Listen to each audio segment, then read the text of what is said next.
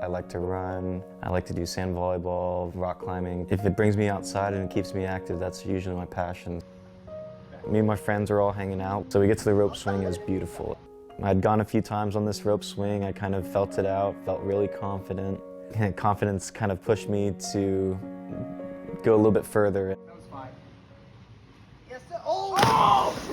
And I hit this big log. I broke my femur. They had pulled me in the water to a little bit more of a shallow area, and so I was just sitting in the water, and I knew I couldn't get up. And that's when we were kind of like, okay, let's call an ambulance. They took me straight to Methodist Richardson.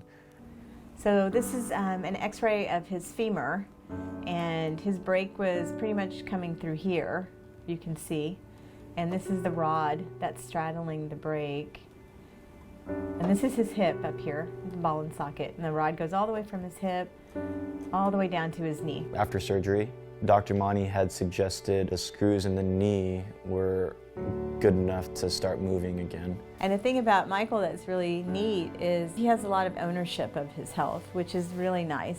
It was real rough initially.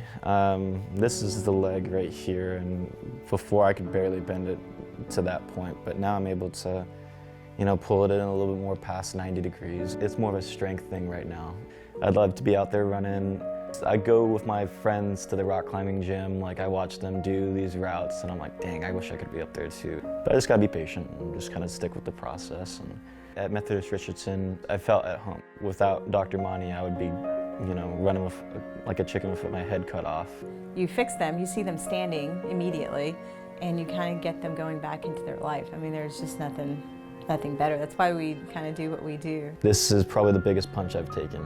Every day that I wake up, I find myself in a position like, let's make today just a little bit better. And I want to be back at a place where I can run and rock climb. Getting to that place would be huge. That's kind of the ultimate goal.